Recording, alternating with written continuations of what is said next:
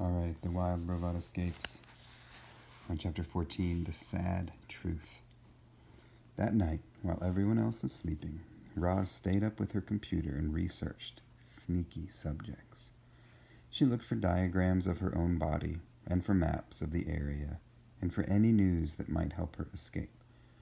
But the robot found nothing. The computer only let her access information about farming. She was cut off from the outside world.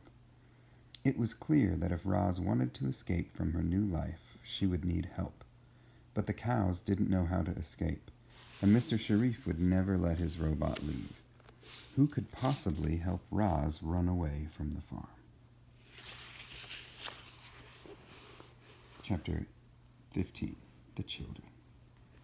As time rolled by, Roz saw less and less of Mr. Sharif, but she saw more and more of the children. They were shy at first. The robot might look up from the pasture and see Jad peeking around the corner of the barn, or see Jaya spying from the branches of a tree. But the children were growing bolder. And then one day, Roz marched into the workshop and heard giggling. She walked to the closet in the back, opened the door, and there was Jaya, smiling and trying not to laugh. "I'm hiding from my brother," whispered the girl. "Close the door." The robot closed the door. A minute later, Jad ran in, flushed and out of breath. "Hey, Roz, have you seen Jaya?" The robot just stared. "I know she's in here," said Jad, and began prowling around the room. He searched under the work table and behind the tool chest and between all the bulky workshop machines.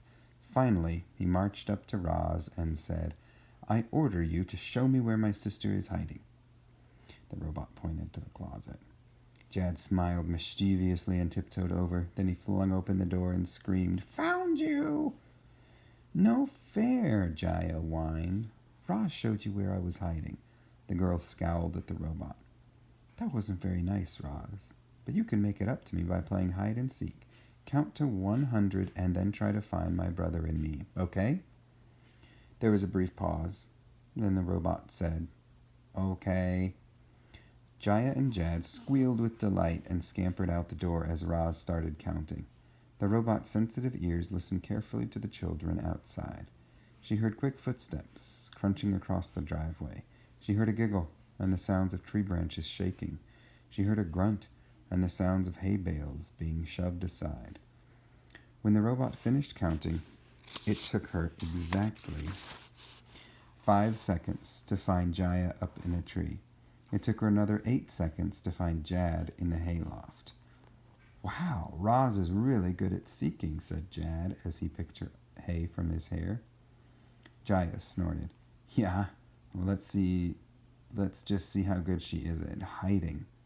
Roz was even better at hiding. While the children counted, the robot silently slipped away, and an hour later, they still hadn't found her. The siblings stood in the driveway, defeated. "We give up, Roz," shouted Jad. "You win," shouted Jaya. The junk pile beside the barn started moving, and Roz appeared. The robot had been sitting there all along, perfectly camouflaged among the scrap metal and old farm machines. "The next time we play, you have to let one of us win," said Jaya to Roz. And the next time they played, Roz did. The robot enjoyed having the children around. They brought a little lightness into her world, and she hoped to bring a little lightness into theirs. Life must have been dark since their mother passed away. However, Roz had another reason for wanting children around. She needed them. Her only chance of ever returning home was if Jaya and Jad could find it in their hearts to help her escape. But this was a delicate situation. If Roz tried too hard, the children might say something to their father. If she didn't try hard enough, she might be stuck on that farm forever. The robot's dream. Cows grazed in the pasture. Wind rustled through the tall grass. Clouds drifted over the fields. Farm machines rumbled and buzzed. Milk flowed into bottles. Bottles were packed into boxes. Boxes were loaded onto the milk truck. The truck drove away full and returned empty. Children romped around with their dog. A man sat at his desk. A robot dreamed of escape. The chapter is written sort of like a poem.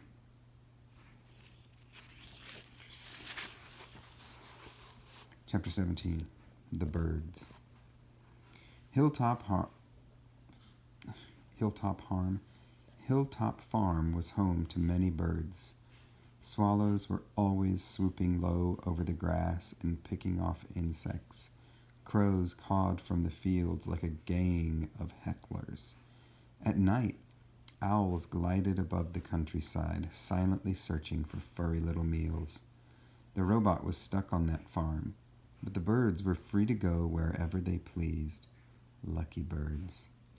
One day, Roz was standing in the pasture, admiring a hawk as he soared through the sky when the cows began grazing around her. Their slow footsteps crunched in the grass, their teeth chewed and chewed, their tails flicked at flies. All the while, Roz stood there, staring up at the hawk. And then came Lily's soft voice. "What are you thinking about, Roz?" The robot turned to the calf. "I am thinking about Bright Bill," she said. "It was not so long ago that I was watching my son soar through the sky. That seems like another lifetime." "You must hate your new life," said Annabelle. "I can't say that I blame you. Farming looks like such grueling work." "Actually, I like farming," said Roz. "Somehow it feels right to spend long hours working with machines and tools and crops and animals. But I miss my old life on the island." Tess had a mouthful of dandelions, but that didn't stop her from speaking. "Maybe you should start thinking of this farm as your home. That island is awfully far away. There's a good chance you'll never make it back there." "Don't say that," cried Lily. "Roz just has to make it home. She needs to be with Bright Bill and her friends."